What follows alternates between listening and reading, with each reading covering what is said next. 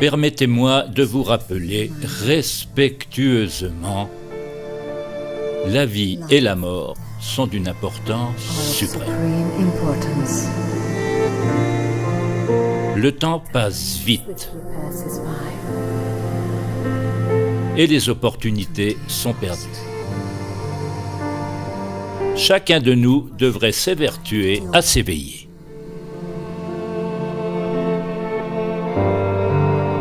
Éveillez-vous. Considérez cela attentivement. Ne gaspillez pas votre vie.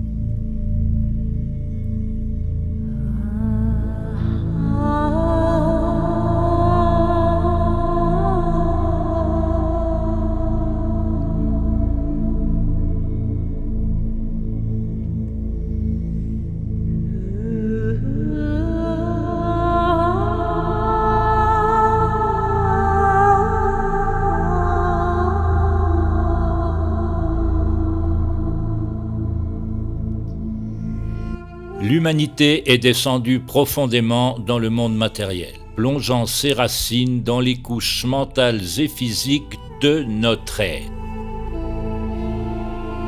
Carl Jung a dit « Pour toucher le ciel, les racines doivent descendre en enfer. » De la fournaise de Babylone émerge la transformation, la transfiguration et un nouveau potentiel humain.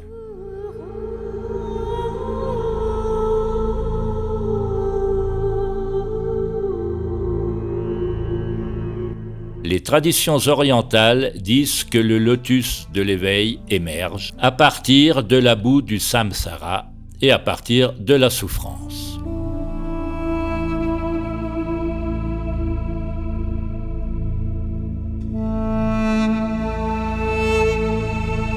Le christianisme décrit la chute dans le jardin d'Éden. En termes ésotériques, il s'agit de la création d'un sens du moi individuel, de la volonté personnelle qui est séparée de la volonté de Dieu. En même temps que ce moi séparé, un monde extérieur de pensée apparaît, le monde de la forme qui semble séparé de ce moi limité. Le personnage, l'ego, est fait de schémas de recherche, de désirs de choses, dans ce monde extérieur projeté par la pensée. Les choses extérieures que nous désirons sont les fruits de l'arbre de la connaissance du bien et du mal, l'arbre de la dualité.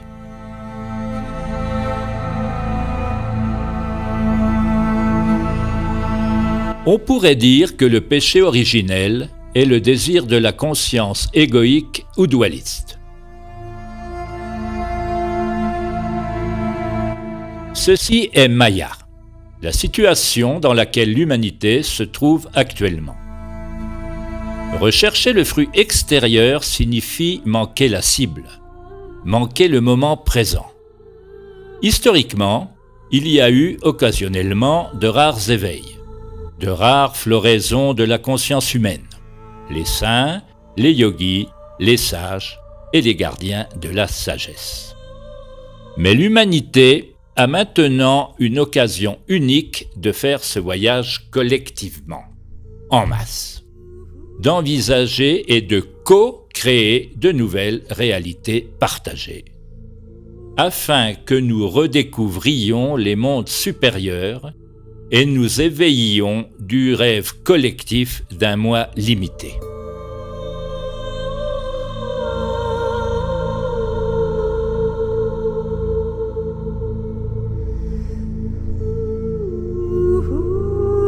La plupart des humains vivent actuellement presque complètement identifiés avec les couches grossières, physiques et mentales de leur être, sans même avoir conscience que des niveaux supérieurs existent.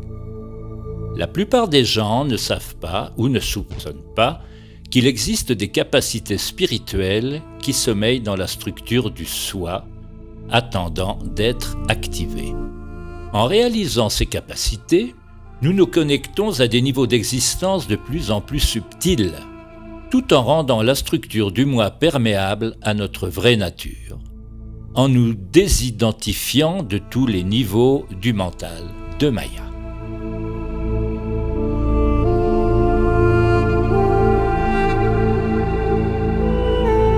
Si nous examinons les traditions spirituelles qui ont existé à travers l'histoire, nous constatons que les grands sages, les mystiques et les prophètes décrivent un continuum d'existence. Les anciens enseignements védiques décrivaient 5 koshas, ou enveloppes de l'âme, s'étendant du monde physique et mental grossier, qui est le monde conditionné dans lequel la plupart des gens vivent aujourd'hui, au monde subtil qui inclut les mondes énergétiques, astral et mental supérieurs, les modèles archétypaux de l'existence, et finalement au monde causal où il n'y a ni pensée ni sensation. La réalisation de la conscience primordiale, l'éveil de la conscience divine dans l'âme, dissipe l'illusion de tous ces mondes, de toutes les couches de Maya.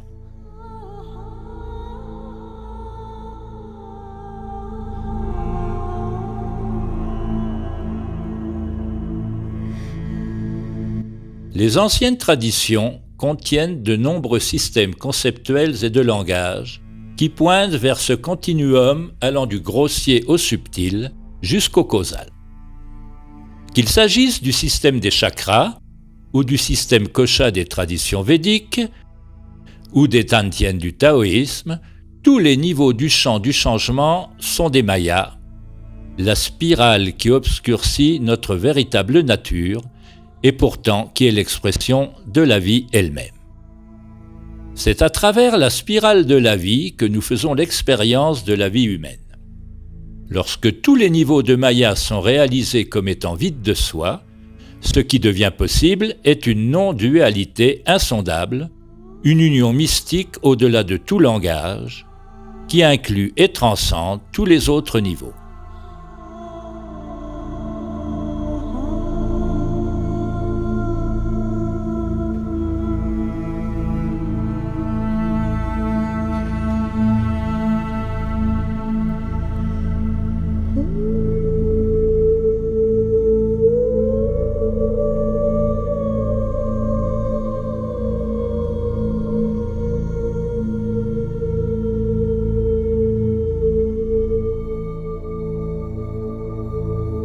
Henri David Thoreau a dit que la plupart des gens mènent une vie de désespoir silencieux. Ils partent dans leur tombe avec leur chant encore à l'intérieur d'eux-mêmes. Leur désespoir provient d'une quête sans fin à l'extérieur d'eux-mêmes. La poursuite de choses, l'argent, le pouvoir, les relations, l'approbation des autres.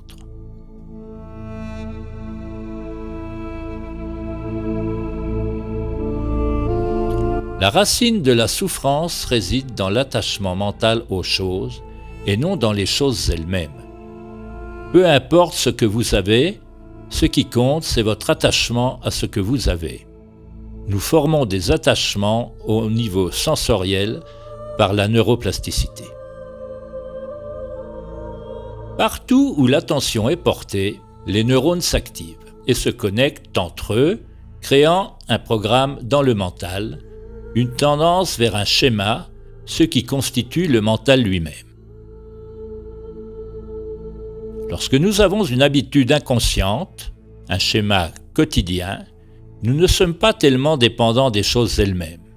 Nous ne sommes pas dépendants des drogues, de l'alcool, du sexe, de la nourriture et des médias, mais des sensations qu'ils produisent en nous. Nous devenons libres en observant directement le champ somatique, le champ des phénomènes changeants au niveau de la racine de la conscience. Nous restons équanimes, sans réagir, sans juger une sensation comme étant bonne ou mauvaise. Pour devenir libre, nous apprenons comment ces attachements se forment en amenant la conscience dans le monde intérieur subtil. Nous commençons à observer les phénomènes mentaux et sensoriels comme un champ de changement, plutôt que de nous attacher aux pensées et aux sensations qui entraînent l'identification et la création même du monde des formes. Ce champ de changement est également appelé prana ou énergie intérieure, la sensation de vitalité intérieure.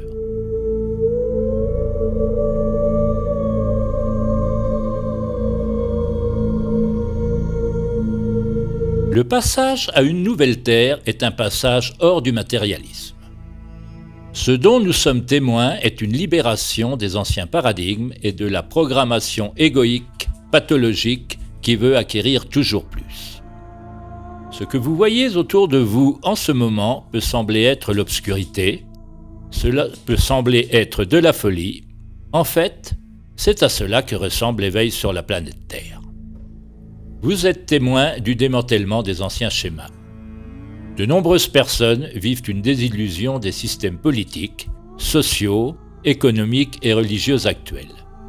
Ils ne font plus confiance aux projets égoïques des médias, des industries et des systèmes dits spirituels. Ils ne font pas confiance à la sphère médicale ou au gouvernement. Les gens vivent une désillusion. Cette dissolution de l'illusion est une partie nécessaire pour voir la vérité. Un face-à-face avec la maladie spirituelle qui est inhérente à cette époque dans laquelle nous vivons, ainsi que pour se libérer de la conscience égoïque. Par conscience égoïque, j'entends les schémas de désir et d'aversion qui s'opèrent inconsciemment. Les sankharas collectifs ou schémas conditionnés qui créent les conditions de Maya, l'identification à nos personnages ou à des groupes sociaux ou à tout ce par quoi nous nous définissons. Avec les différents personnages et archétypes que nous incarnons au cours de cette vie. La structure du moi est une interface avec le monde. Nous ne voulons pas nous débarrasser de cette interface ou la détruire. Le chemin consiste à s'en désidentifier afin que notre sens du « je », le sens de l'existence, ne soit pas lié à une forme limitée, afin que nous ne souffrions pas lorsque le monde de la forme change. Le chemin humain est un voyage depuis l'existence pré-égoïque, qui est une unité fusionnée que nous avons expérimentée lorsque nous étions bébés, avec notre mère, jusqu'à la création d'une personne. Nous grandissons, nous créons un personnage. C'est une partie nécessaire de notre évolution afin d'amener la conscience de soi, d'amener un sens de soi ou de je. Nous sommes en fait à un stade adolescent de notre développement. Nous sommes dans un stade d'identification de l'ego. Mais l'étape suivante, au-delà de la conscience de soi, consiste à réaliser des niveaux transpersonnels de soi, réaliser des niveaux de conscience partagés, divers niveaux du logos, du mental supérieur. Vous pourriez dire niveau d'âme si vous préférez ce langage. Notre sphère de compassion s'étend. Il s'agit d'une expansion par l'amour.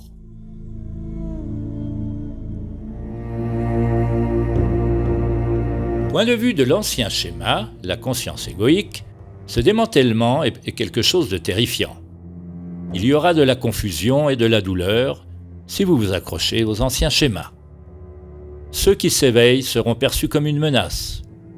L'éveil sera perçu comme une crise parce que c'est le démantèlement de ce qui est connu.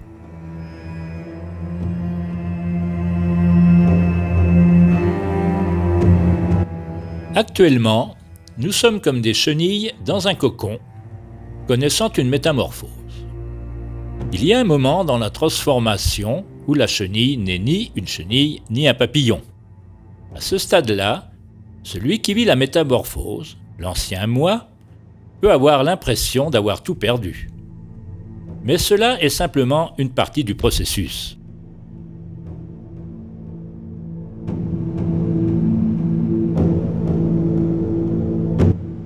La foi est un abandon au mouvement évolutionnaire, une connaissance profonde que nous nous dirigeons vers la source.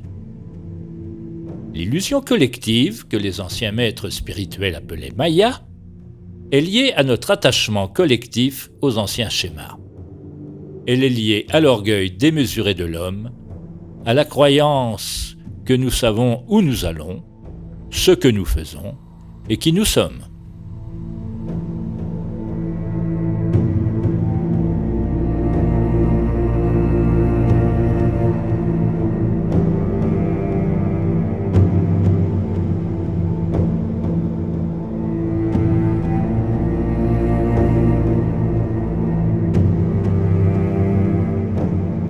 Le peintre français Paul Gauguin est célèbre pour un tableau qu'il a intitulé « D'où venons-nous ? Qui sommes-nous ? Et où allons-nous » Ces trois questions requièrent une humilité. Pour découvrir ce que nous sommes, pour découvrir la vérité, nous devons d'abord reconnaître que nous ne possédons pas la vérité. Nous n'avons pas la réponse si nous voulons trouver la réponse.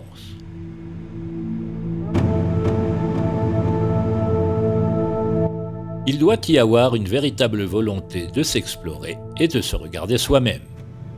Comme le pèlerin de Dante dans la Divine Comédie, nous commençons le voyage pour se connaître soi-même, dans un bois obscur, égaré.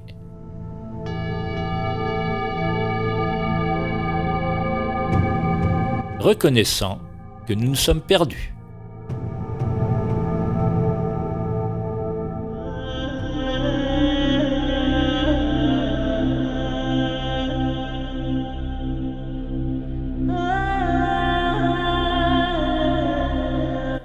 Dans les anciennes traditions védiques, les dimensions de l'être et du devenir étaient représentées par Shiva et Shakti.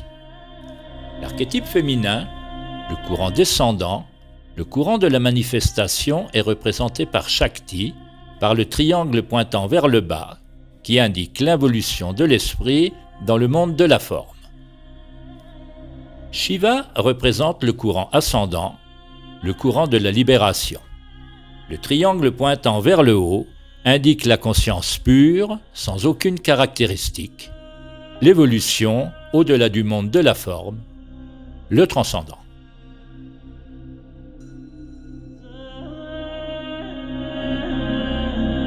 Tant que nous agissons dans le monde dualiste, identifié au mental limité, ces deux courants constituent le chemin sans chemin. Nous œuvrons au sein du courant de la manifestation et du courant de la libération, le faire et le non-faire, habitant à la fois le temporel et l'intemporel. Lorsque ces deux dimensions sont jointes dans une union divine, réalisée comme étant une, cela est samadhi.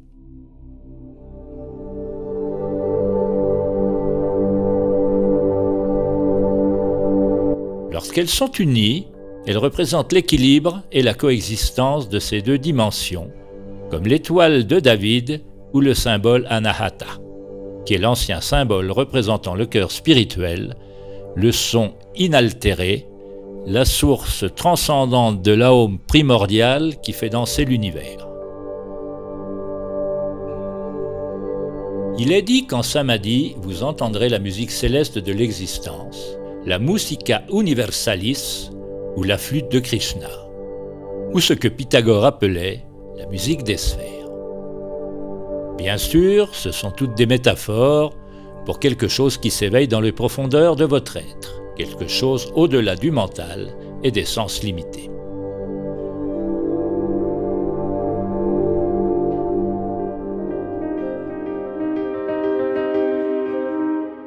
Il existe des approches spirituelles qui se concentrent sur le corps subtil en utilisant des pratiques telles que l'observation de la respiration, les sensations travaillant avec le chi, le prana. Travailler avec des techniques, des pratiques et des processus qui sont appris avec le mental conditionné. Tout ce qui utilise et fait intervenir directement le mental limité afin de réaliser samadhi fait partie de la via positiva. C'est ce que nous appelons la voie de Shakti. Et il existe des approches spirituelles visant à transcender le monde manifesté que nous appelons la voie de Shiva ou la via negativa. Nous parvenons à réaliser ce que nous sommes au-delà du nom et de la forme en abandonnant tout ce que nous ne sommes pas.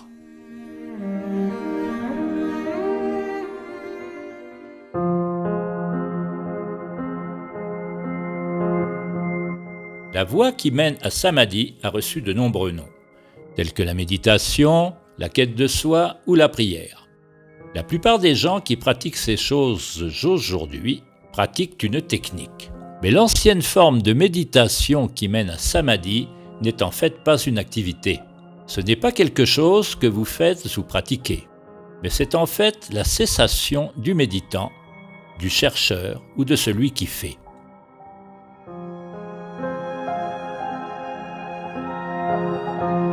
La véritable méditation est l'union avec ce qui est, et elle ne commencera à se produire que lorsque l'ego échouera dans ses tentatives de méditation et réalisera ses propres limitations.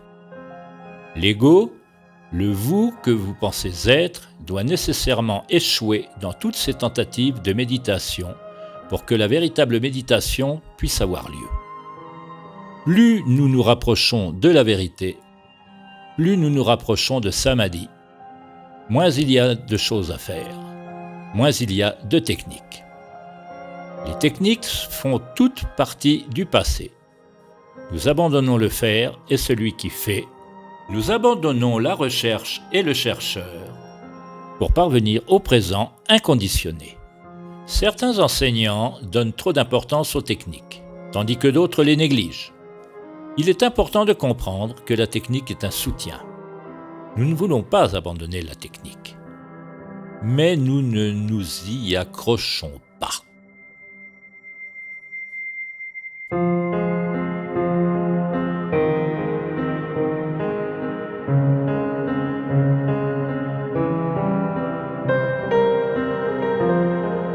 La voie qui a le plus fait ses preuves pour réaliser Samadhi est de se consacrer à de longues périodes de pratique spirituelle. Que vous appeliez cette pratique méditation, la quête de soi ou prière, il y a une vérité à laquelle il faut s'éveiller. Le yogi et sage Patanjali, qui a compilé les sutras du yoga il y a 2500 ans, a enseigné que le but global du yoga vise à mettre fin au tourbillon du mental. On pourrait dire qu'il s'agit de la cessation du karma, la cessation des schémas inconscients profonds qui gouvernent nos vies.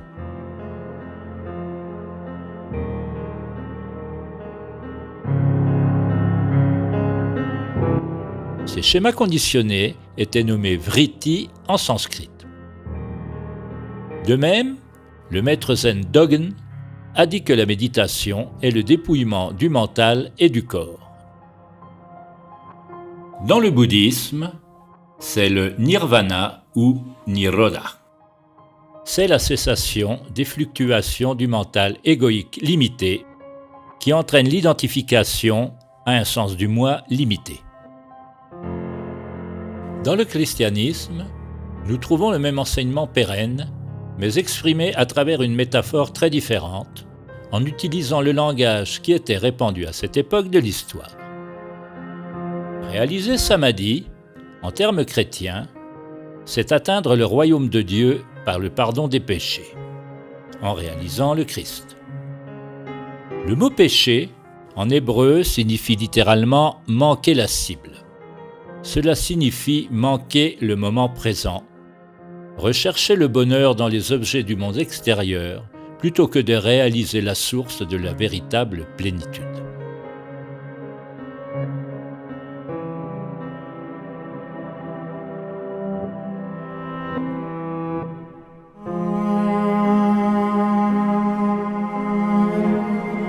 Venir dans le maintenant, dans l'instant présent, c'est apprendre à renoncer aux préférences du mental conditionné, consommer les états opposés en restant non réactif à tout ce qui apparaît dans le champ du changement.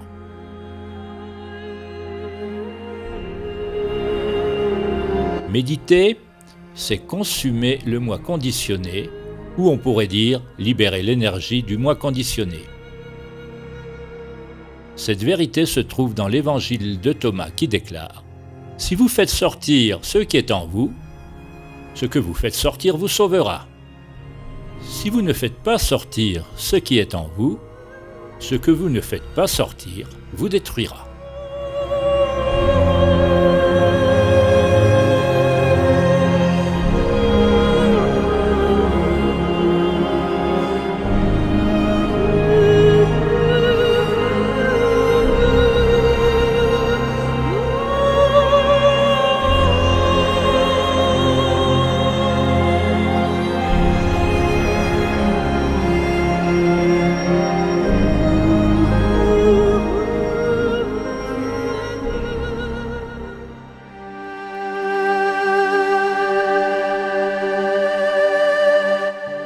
Une montagne peut être accessible par de nombreux chemins.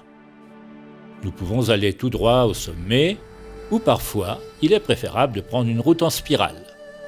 Mais au sommet, la vue est toujours la même, quel que soit le chemin que vous prenez.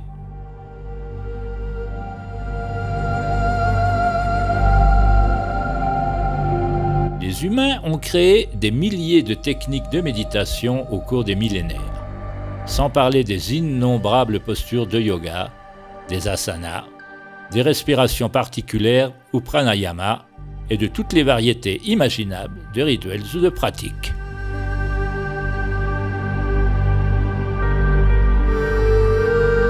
Si la méditation n'est qu'une cessation ou le fait de s'arrêter, s'il s'agit simplement de revenir à l'immobilité, alors pourquoi avons-nous besoin de tant de techniques pour y parvenir ? Pourquoi ne pouvons-nous pas simplement nous asseoir et attendre que notre bout se dépose, comme on l'enseigne dans le zen ? La vérité est que nous pouvons simplement arrêter.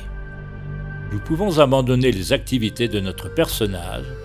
Cependant, comme l'a dit Einstein, bien que la réalité ne soit qu'une illusion, elle est persistante.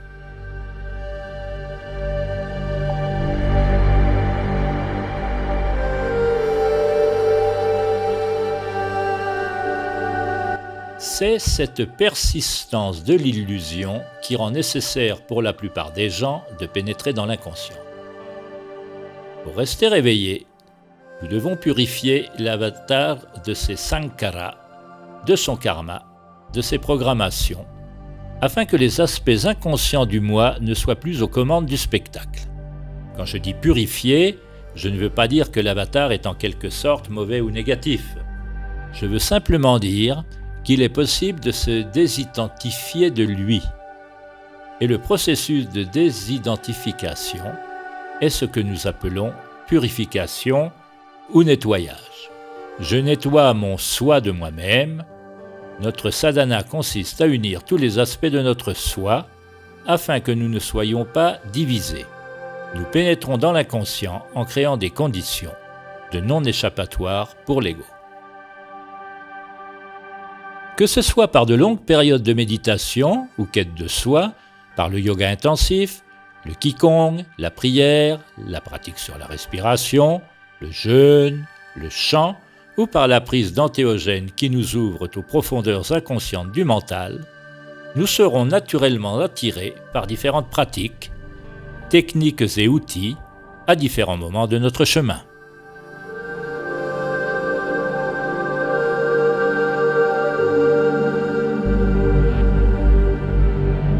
Quelle que soit la pratique ou la technique, la purification aura lieu tant que nous cultivons la présence et l'équanimité. En étant ici dans le présent et en nous abandonnant à ce qui est, nous continuons à défaire les liens karmiques qui créent l'identification avec notre avatar. Nous abandonnons le jugement de toute sensation ou pensée, comme étant bonne ou mauvaise, en allant toujours plus profondément dans le champ sensoriel. Nous percevons toujours les phénomènes de plus en plus subtils, devenant ainsi pleinement conscients à ce qui se manifeste, au point de fusionner avec l'objet de méditation. Nous devenons la respiration. Nous devenons la posture de yoga.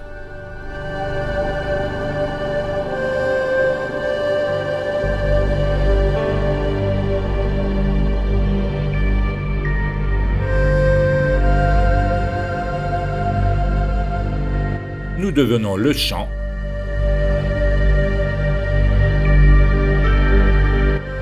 Nous devenons l'avatar. Dans tous ces cas, nous fusionnons avec le chant pranique, ce qui est nommé Savikalpa Samadhi ou Samprajnana Samadhi, qui est Samadhi avec une graine de schéma, une graine de forme. Une graine de l'activité du mental conditionnée, de l'activité karmique. Tant qu'il y a une graine d'attachement, d'activité mentale inconsciente, de séparation entre les mondes intérieurs et extérieurs, alors le but final ne sera pas atteint. Savikalpa Samadhi est un samadhi préliminaire, également appelé dhyana en pali ou dhyana en sanskrit. Il s'agit d'une consommation du karma au sein de la structure du moi, une préparation énergétique du contenant pour l'éveil de notre vraie nature qui se réalise par le non-faire, par la cessation de l'activité du mental.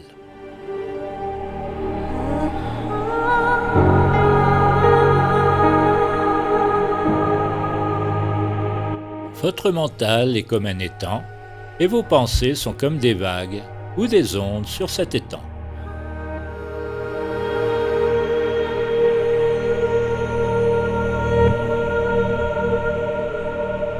Pour qu'un étang devienne calme, que pouvez-vous faire?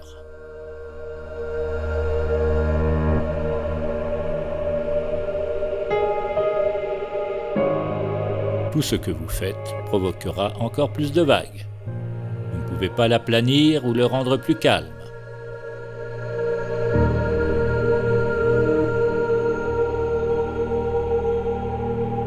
L'étang ne devient calme que lorsque vous avez abandonné tout effort, toute lutte, tout mouvement. Réaliser l'état naturel n'est pas quelque chose que vous faites. C'est une reconnaissance de ce que vous êtes, au-delà du mouvement du mental et des sens.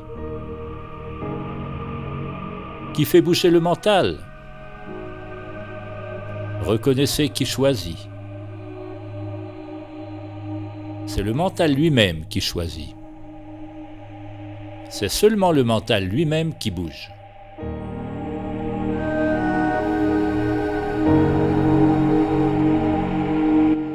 C'est le mental lui-même qui veut essayer de calmer le mental.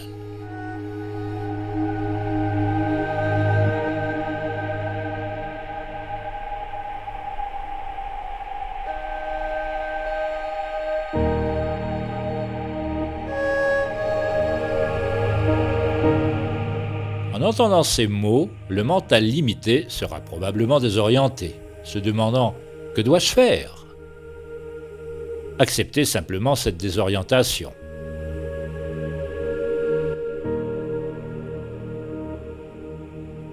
Devenez conscient du vrai soi, devenez conscient de la conscience.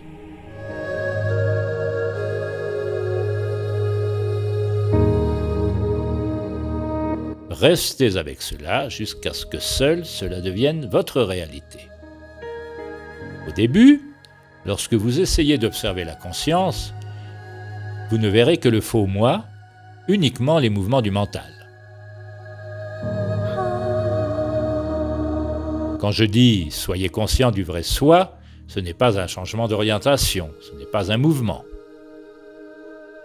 Ce n'est pas comme diriger un appareil photo vers un nouvel objet. Mais c'est plutôt un abandon ou une cessation de l'intérêt ou de l'attachement au mouvement du mental.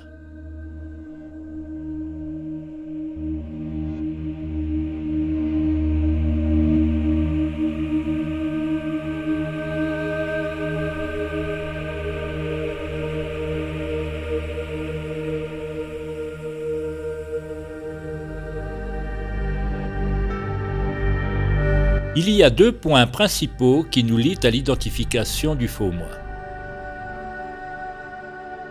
Le corps veut le confort et le mental veut savoir. Le corps est attaché aux sensations de plaisir et une aversion de la douleur. Tout sadhana ou pratique spirituelle qui mène à samadhi implique fondamentalement deux choses. Premièrement, l'abandon de la dualité du confort et de l'inconfort. Et deuxièmement, d'aller vers un mental qui ne sait pas. Un profond abandon intérieur, un abandon énergétique, et d'être présent sans penser, conscient sans choisir.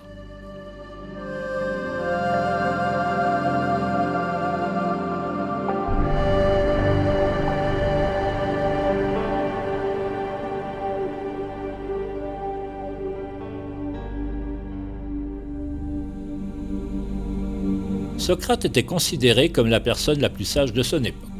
Il est célèbre pour la maxime « Tout ce que je sais, c'est que je ne sais rien ». C'est le paradoxe socratique. Adopter un mental qui ne sait pas, un mental de non-savoir, est la porte d'entrée vers samadhi.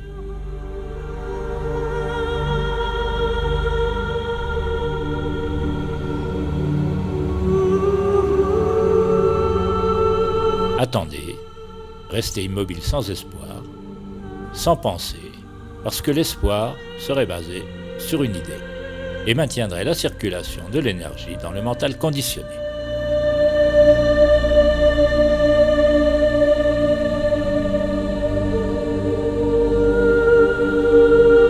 T.S. Eliot a écrit « J'ai dit à mon âme, sois calme, immobile et attends sans espoir. Car l'espoir serait l'espoir pour une chose inexacte.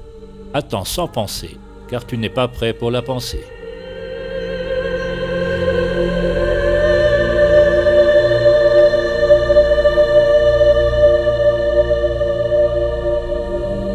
L'instant où vous avez un espoir, un but ou une pensée, et l'instant où vous êtes à nouveau pris dans le mental conditionné, dans la Divine Comédie, Dante mentionne une inscription à la porte de l'enfer. Abandonnez tout espoir, vous qui entrez ici.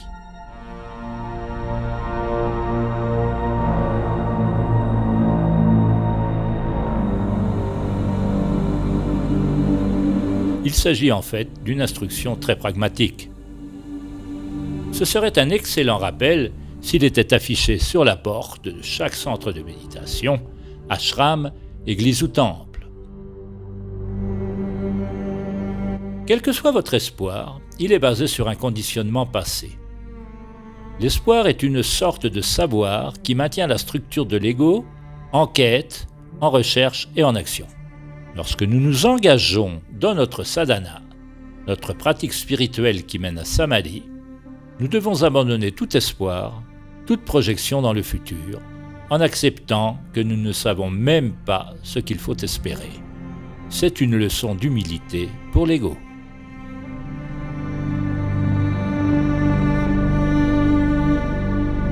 Lorsque nous abandonnons l'espoir, Nous abandonnons également la peur. L'espoir et la peur sont la projection du mental dans le futur, le câblage intérieur qui nous lie à l'identification. L'espoir est le désir, la peur est l'aversion. Si nous restons dans le présent, faisant l'expérience de ce moment tel qu'il est, alors où est l'espoir? Où est la peur? Notre tâche spirituelle consiste à aller en profondeur et à défaire les liens qui nous lient à l'identification avec notre personnage. Nous allons au-delà du confort et de l'inconfort en entrant dans l'espace du non-savoir. Nous pouvons pratiquer cela aussi bien au travers des pratiques formelles que dans la vie quotidienne. Méditer, se connaître soi-même, c'est se consumer dans l'instant présent.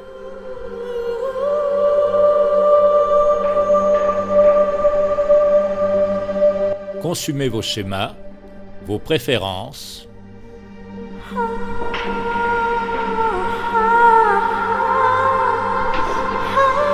Et ce n'est pas quelque chose de séparé de votre vie. Être capable d'abandonner vos schémas, vos réactions et vos jugements, alors que vous êtes en plein dedans, abandonnez la lutte et la pratique la plus profonde. C'est le seul combat que vous gagnez en abandonnant, en vous rendant, en mourant sur le champ de bataille, en montant volontairement sur la croix.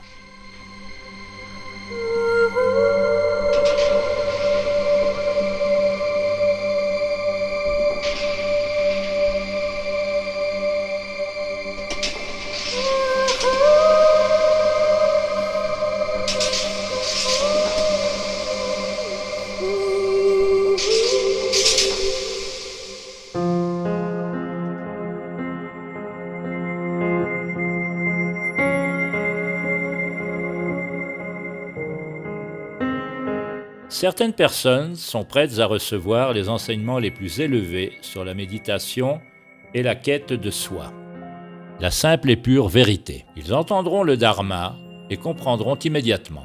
Ces personnes sont comme du bois qui a été bien séché.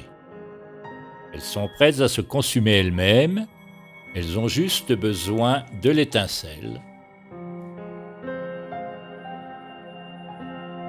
D'autres personnes semblent avoir besoin de plus de préparation. Elles sont comme du bois mouillé et elles ont besoin d'un certain temps pour sécher avant de prendre feu. Elles ont besoin de techniques, de pratiques pour desserrer les liens, de la structure du moi, afin de se libérer des sankaras, ou du moins, ils croient que c'est le cas et leur croyance rend cela ainsi.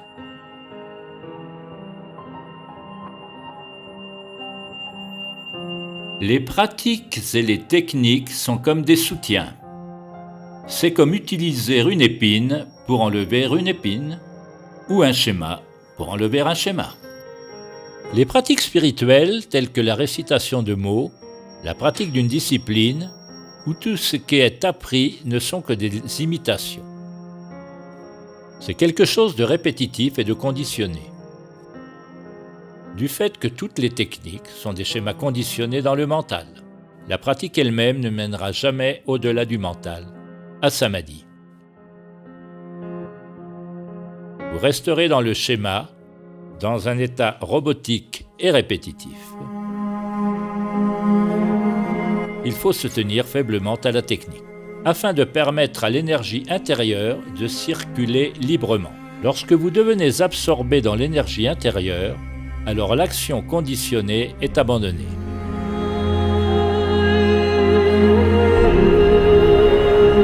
L'action conditionnée, la programmation inconsciente, s'est formée sur la base d'expériences incomplètes. Chaque fois que nous avons une expérience incomplète, cela crée une empreinte dans le mental. Elle crée un petit programme dans l'inconscient.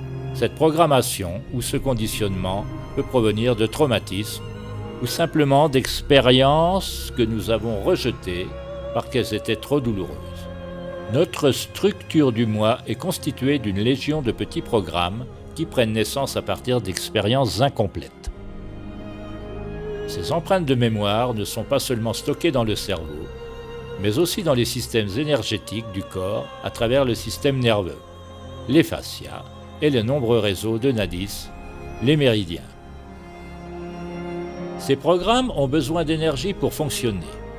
Si l'énergie est piégée dans l'inconscient, c'est comme si vous laissiez des applications ouvertes sur votre téléphone qui vident votre batterie. Notre sadhana consiste à apprendre à fermer les applications de notre téléphone. Pour devenir libre, nous amenons la conscience vers les sensations subtiles, vers le champ des phénomènes changeants de l'énergie en nous, sans réagir à toute pensée ou émotion qui se manifeste. En abandonnant les préférences de la structure de l'ego, nous allons au-delà du confort et de l'inconfort.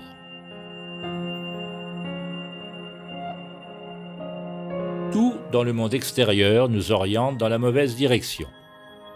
La société nous dit de faire disparaître notre douleur et de rechercher le confort.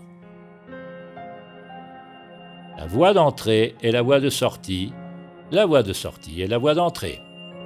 Nous devons nous tourner vers notre douleur. Nous nous libérons des sankaras en l'expérimentant pleinement, en la ressentant sans réagir, en se consumant en elle, ayant une expérience complète du ressenti sans l'émotion. Les émotions sont des réactions. Ce sont des sentiments qui sont liés à des pensées.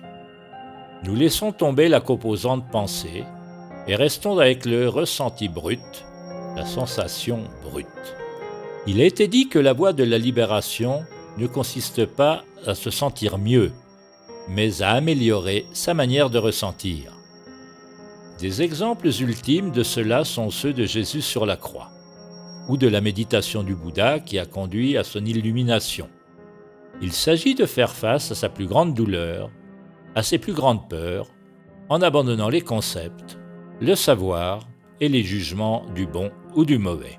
L'éveil n'est que l'étape initiale d'un processus accéléré de développement intérieur, de la croissance du lotus intérieur, de la transformation en un pont vivant, de la purification du véhicule humain pour abriter la conscience divine.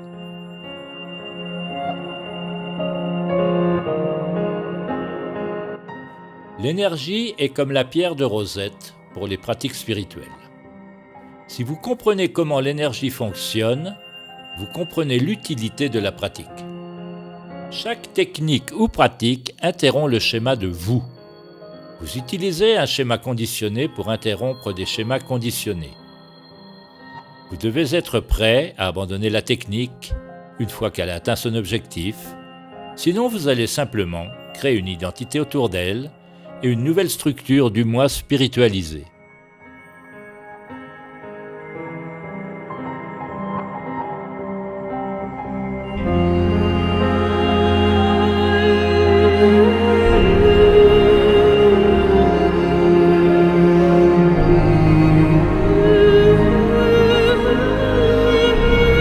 Pour atteindre les niveaux les plus profonds de la méditation, nous devons laisser tomber tout ce que nous pensons savoir sur la méditation. Les termes anciens pour désigner la méditation, jhana, dhyana, zen ou chan, font référence à une sorte de dissolution intérieure, une sorte d'absorption méditative, une transformation ou une purification intérieure du conditionnement égoïque. L'ancienne signification du mot jhana est liée au mot pali japeti, qui signifie consumer. Il s'agit de consumer les impuretés, les péchés ou les sanskaras. C'est une consommation de l'identification du faux moi, une consommation de l'illusion, une consommation de toutes les préférences à partir desquelles la construction de l'ego est faite, ainsi qu'une libération et une émergence de l'énergie intérieure. Nous devenons équanimes avec ce qui est, nous abandonnons à ce qui est, attentifs à ce qui est.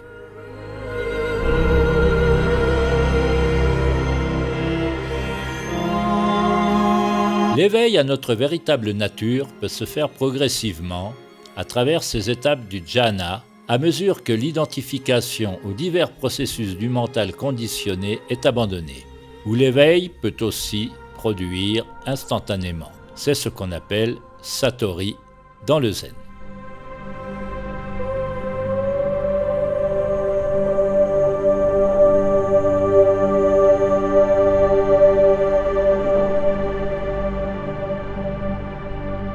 L'enseignement le plus pur est transmis en silence, mais avec le monde tel qu'il est aujourd'hui, très peu comprendront ou seront attirés par la source de ce silence.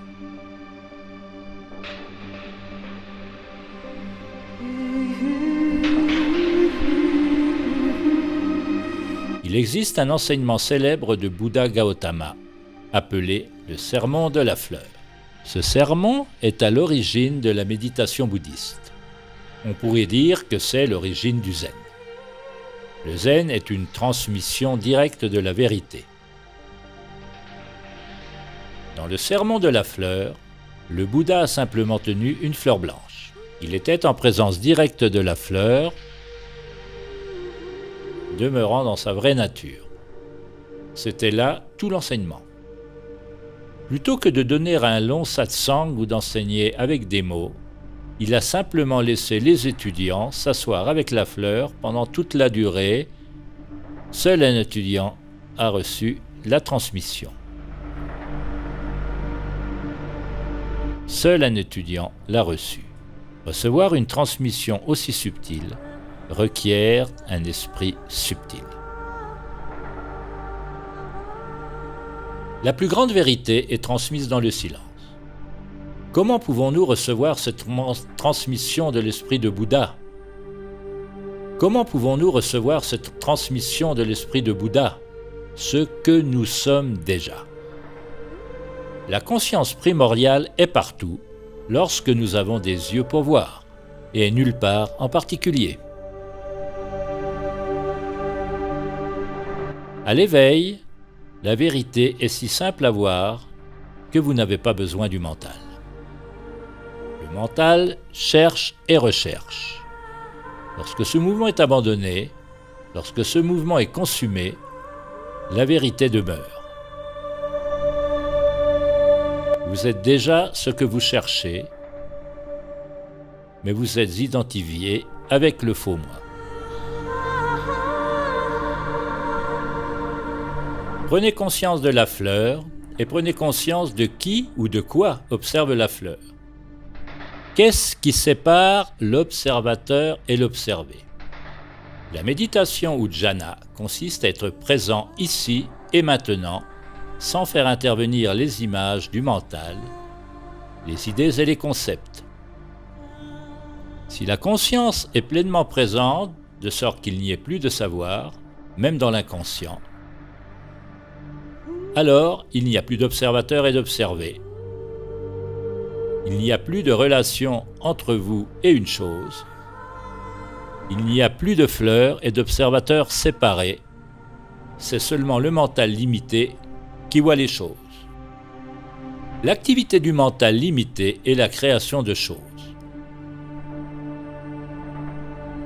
La création de l'expérience, du temps et de l'espace. La création de la dualité de l'expérience et de l'expérimentateur. Il est possible de s'éveiller, ici et maintenant, à une dimension profonde du calme, de l'immobilité au-delà du mental, sans repousser le mental, mais en le laissant être exactement tel qu'il est, sans pour autant se laisser prendre dans le mental.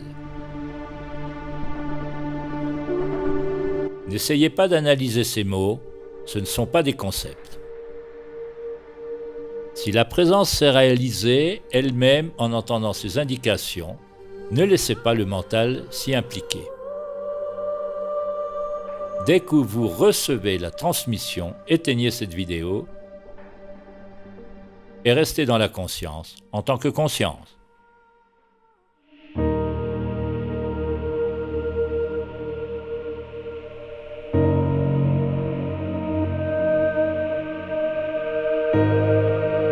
Le silence est le plus grand enseignement, l'enseignement le plus pur.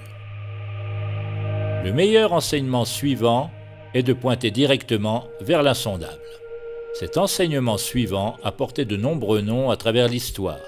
Il s'agit de pointer vers le soi transcendant, la conscience pure.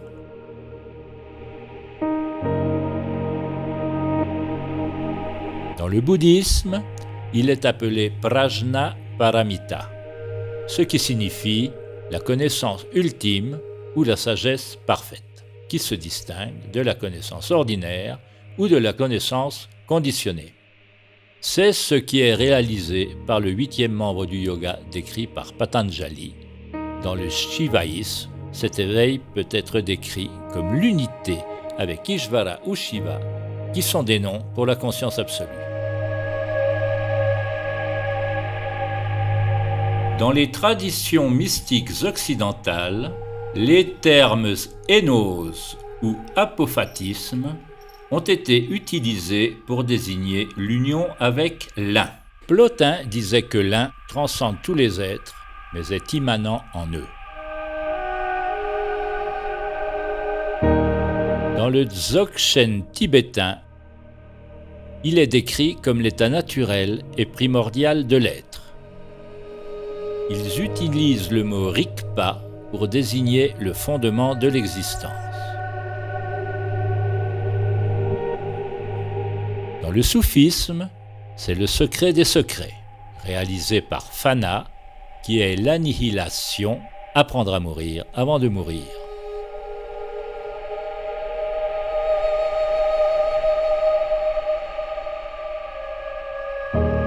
Dans le Mahamudra, c'est le grand sceau ou la grande empreinte.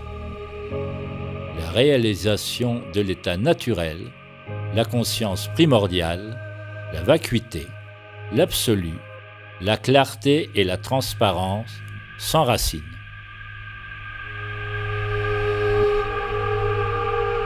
N'écoutez pas ces mots avec le mental, mais reconnaissez dans les profondeurs de la conscience ce vers quoi ils pointent.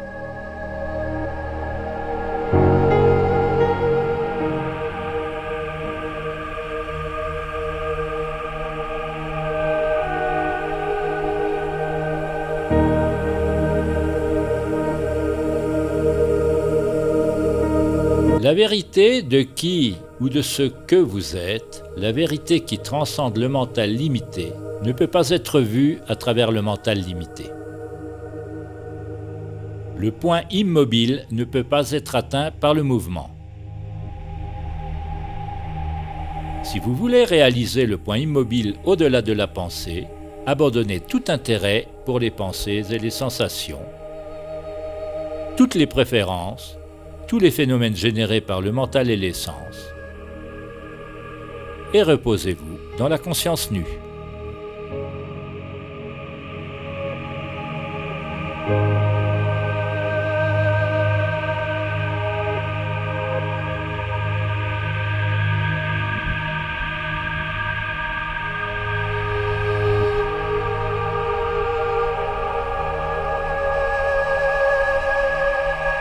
Les pensées et sensations sont un champ de phénomènes en constante évolution. Ce qui est immuable, c'est la conscience de ce champ du changement. En général, nous sommes tellement pris dans ce champ du changement, fixés sur ces objets, que nous en ignorons la conscience. Pour réaliser Samadhi, nous cessons de poursuivre quoi que ce soit dans le champ du changement, toute pensée, et nous reposons en tant que conscience. Cessez de réagir aux pensées et aux sensations. Toute souffrance est due au fait que nous croyons nos pensées.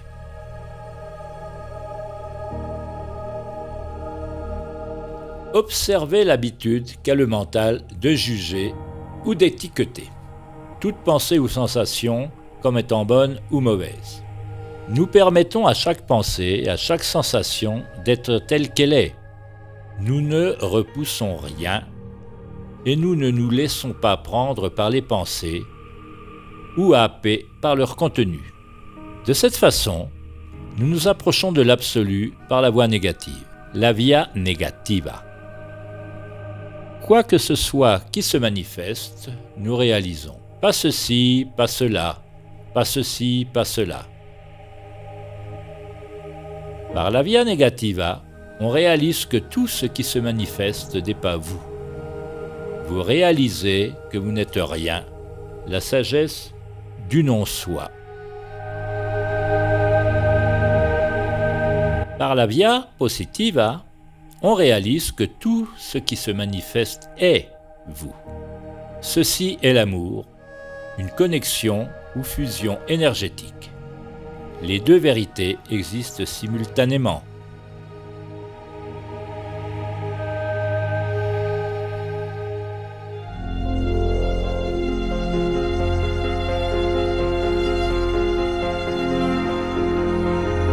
La forme est identique à la vacuité est identique à la forme.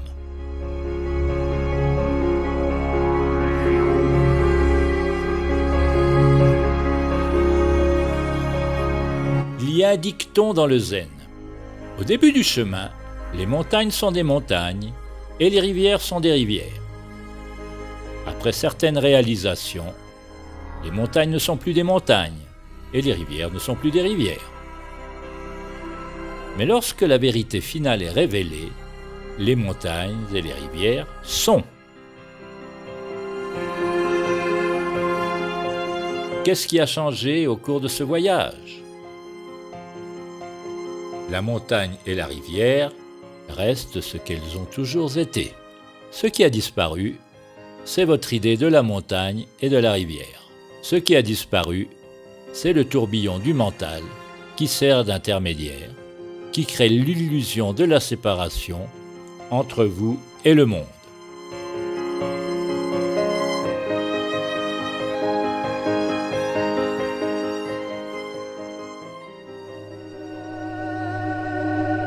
Réaliser Samadhi ne consiste pas à atteindre un état extraordinaire.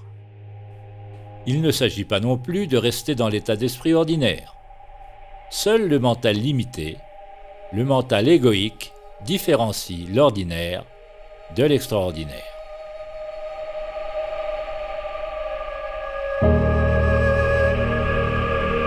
Turiya, l'état sans état, parfois appelé le quatrième état, c'est la réalité non duelle. Il est transcendant et immanent. C'est le fondement de l'existence, la source de toute vérité. Votre effort pour atteindre un certain état est un mouvement du mental. Réaliser le fondement de l'existence ne signifie pas transcender le physique et demeurer dans le monde subtil ou le monde causal, car toutes ces dimensions de vous-même existent simultanément.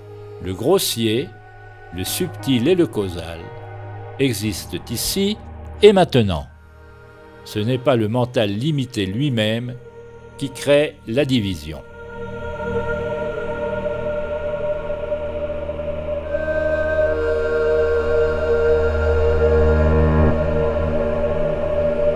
Réaliser Samadhi, ce n'est pas essayer d'atteindre quelque chose.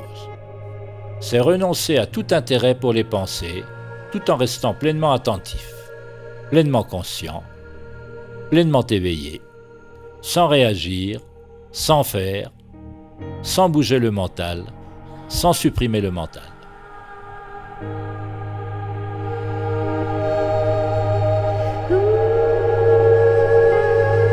Être conscient, être pleinement attentif à ce qui se passe, sans l'intermédiaire du conditionnement égoïque, sans concept, sans contrôle, manipulation ou distorsion, sans le filtrage du mental limité, c'est être présent sans choisir. Présent sans choisir, et donc sans quelqu'un qui choisit. On pourrait appeler cela un esprit miroir. L'esprit du débutant, sans mémoire ni passé, un esprit ouvert, transparent. Vous rendez chaque instant nouveau.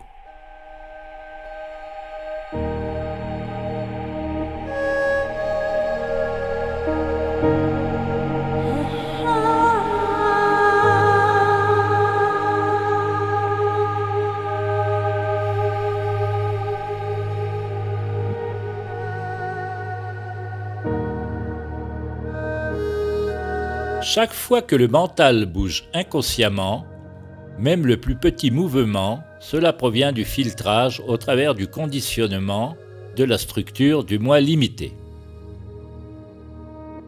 Chaque fois que le mental bouge inconsciemment, c'est à cause d'une certaine insatisfaction qui est appelée dukkha dans les anciennes traditions. Comment puis-je me libérer de dukkha? Comment puis-je me libérer de toute insatisfaction? Écoutez attentivement. Pour le mental limité, il y a un paradoxe. Le mental égoïque limité entend la question et veut savoir comment faire cela. Mais ce mental limité ne peut pas faire cela. Le mental limité échouera toujours dans toutes ses tentatives pour réaliser samadhi. Il doit échouer. Le mental limité ne peut pas s'éveiller.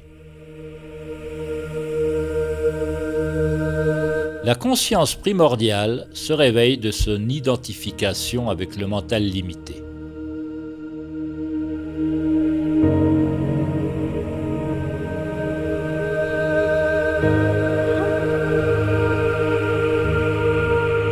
Le mental limité échouera toujours dans ses tentatives pour atteindre l'immobilité, parce que le mental est mouvement.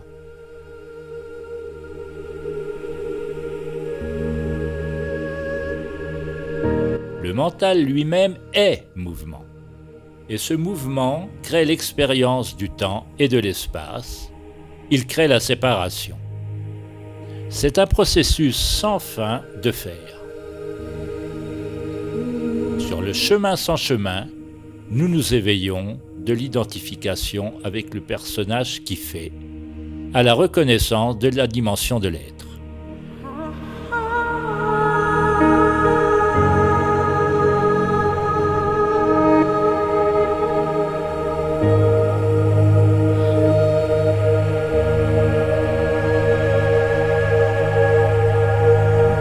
En samadhi, la séparation entre le faire et l'être disparaît. La séparation est simplement un autre processus mental. Lorsqu'il n'y a pas de pensée au sein de la structure égoïque conditionnée, il n'y a pas de problème.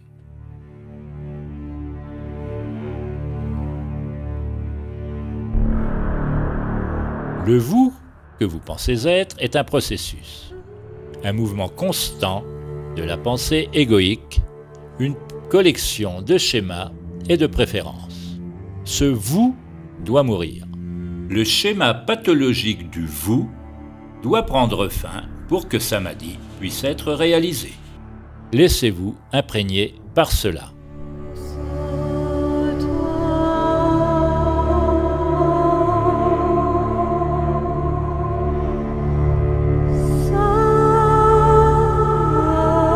Asatoma Sadgamaya, sanskrit, conduis-moi de la non-vérité à la vérité.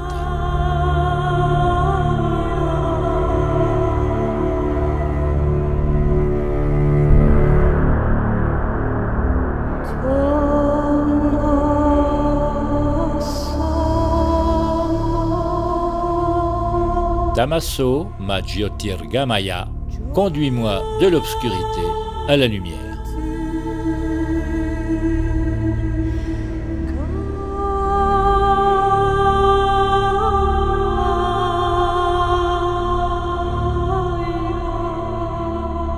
S'éveiller, c'est voir la nature de la souffrance humaine, de la condition humaine, c'est la reconnaissance de qui ou de quoi souffre.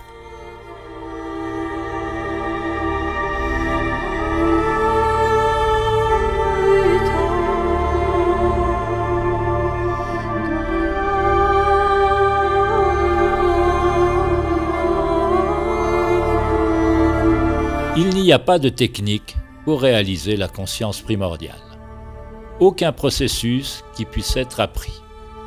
Aucune formule qui puisse être pratiquée. Ce que je veux dire est que cela peut être reçu en un instant, en un éclair. C'est précisément l'abandon de toute formule, de tout savoir, de tout faire, de tout projet égoïque qui crée les conditions optimales pour que la conscience primordiale s'éveille.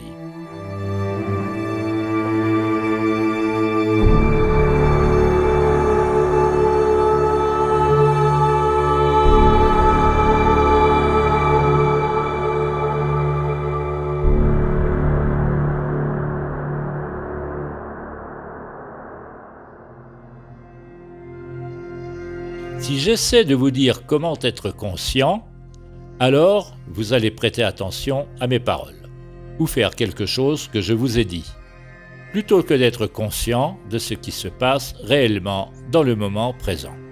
Vous devez devenir si conscient à ce qui est, si intime avec l'existence au point qu'il n'y a pas de préférence, pas de moi ou de je en elle. Vous habitez, vous fusionnez la conscience avec ce qui se passe. Lorsque l'activité égoïque est abandonnée, vous devenez ce qui se manifeste. En fait, ce n'est pas vrai. Plus exactement, c'est l'illusion de la séparation qui disparaît. La vérité est que nous n'avons jamais été réellement séparés.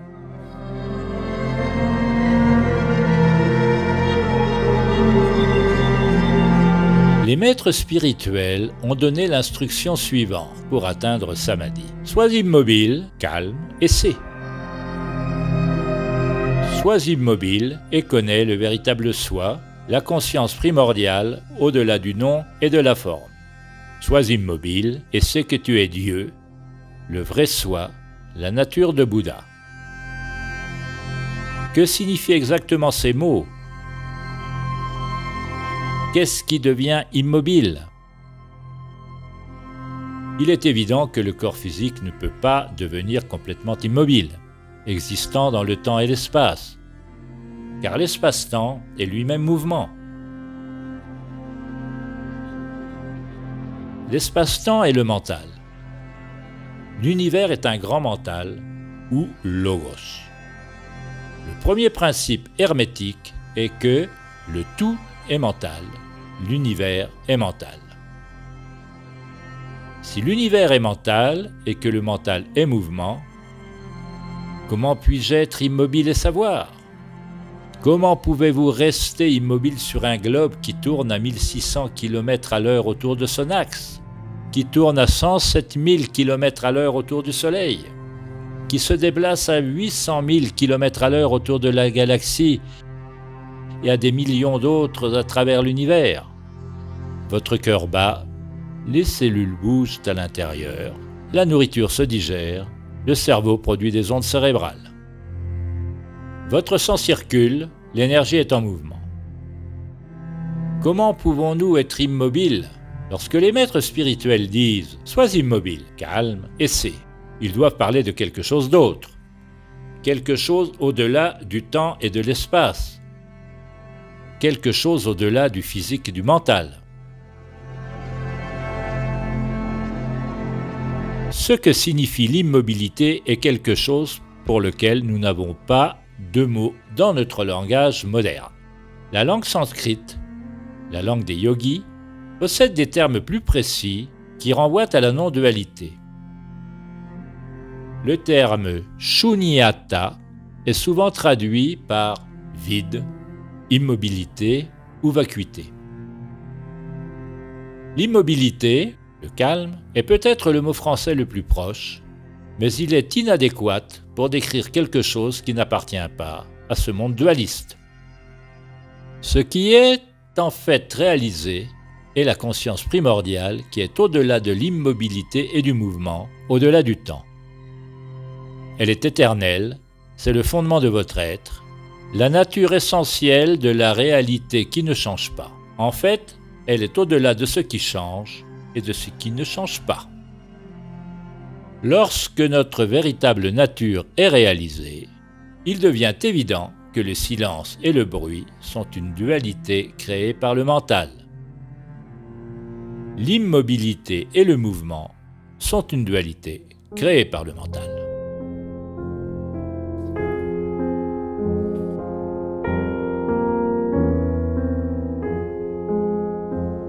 Tout est déjà inhérent à cette immobilité primordiale. mouvement du monde est identique à l'immobilité. Sois immobile et sais, sois en mouvement et sais. C'est la danse de la vacuité. Il ne s'agit pas de quelque chose de philosophique, mais d'une manière entièrement différente d'interagir avec le monde. En fait, il s'agit d'abandonner l'interface.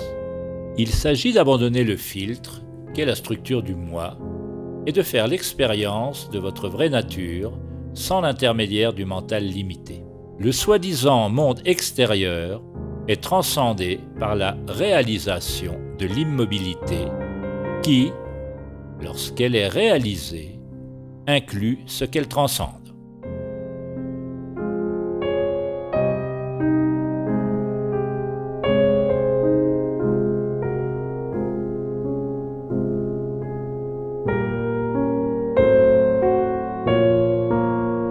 Si vous pensez avoir compris Samadhi, après avoir vu ce film, alors vous n'avez pas compris ce qui est dit. Ce serait comme confondre le menu avec le repas. Pour goûter à la vérité, il faut une véritable volonté de voir les schémas de la structure du moi que vous appelez « vous ». Cela nécessite une exploration profonde, une chirurgie profonde du mental et la libération des sankharas.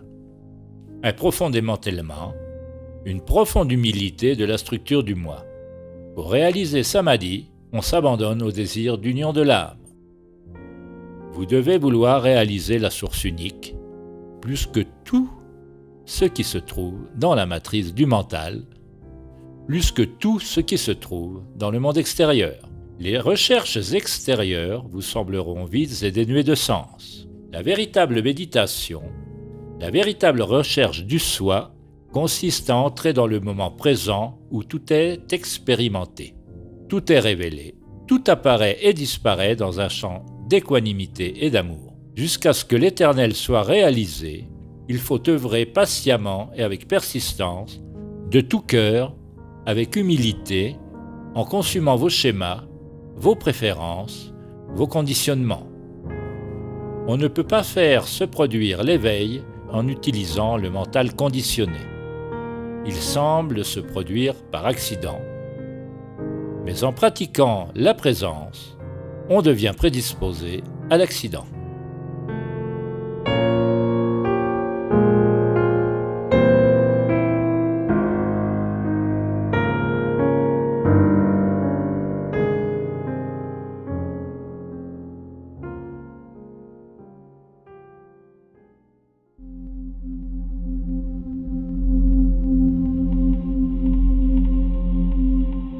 Les dernières paroles de Socrate avant son exécution étaient un avertissement pour le monde entier.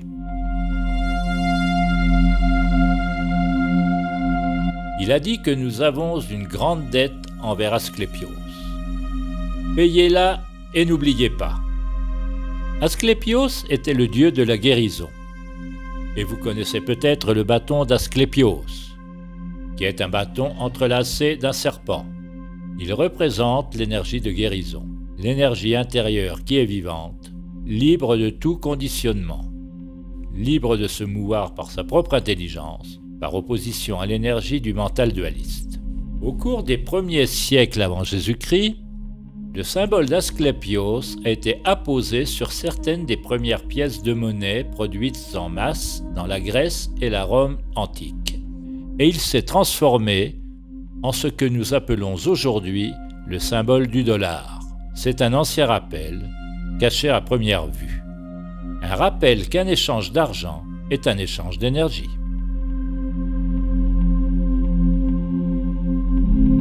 La conscience du Christ ou la nature de Bouddha est soutenue par le principe féminin, par la Grande Mère, par les Nagas, la sagesse du serpent. Cette sagesse nous enseigne à purifier le temple intérieur, à nous purifier de l'ego. Le principe féminin a porté d'innombrables noms au cours de l'histoire. Gaïa, Shakti, Sophia, Logos, Mahalakshmi, Parvati, Durga, Isis, Marie. la spirale de la vie. Cette énergie vivante du mental supérieur est l'intelligence innée de l'univers. Cette sagesse naturelle a été systématiquement réprimée, diabolisée, exploitée et contrôlée au cours des derniers millénaires.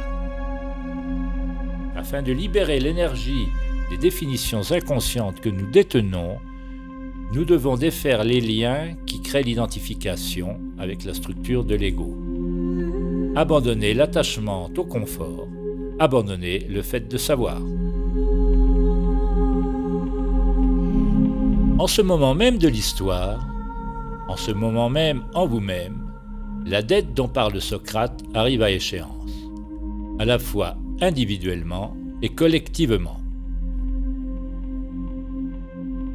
Il n'y a qu'une seule monnaie avec laquelle vous pouvez payer cette dette. Vous devez la payer avec vous-même.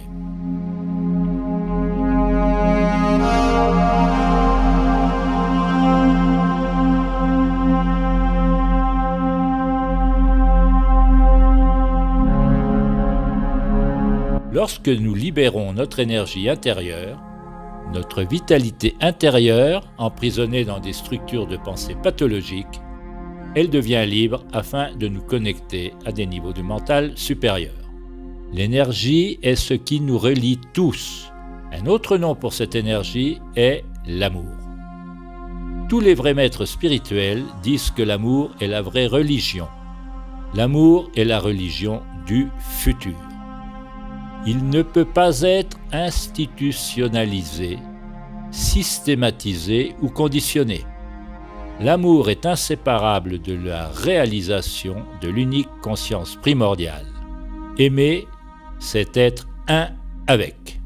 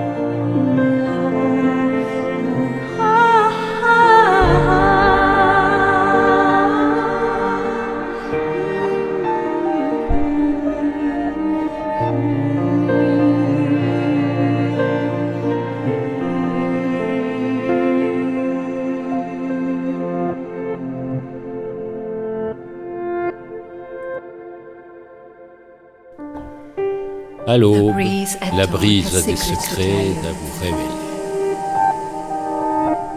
Ne vous rendormez pas. Vous devez demander ce que vous voulez vraiment. Ne vous rendormez pas. Les gens vont et viennent sur le seuil de la porte où les deux mondes se touchent.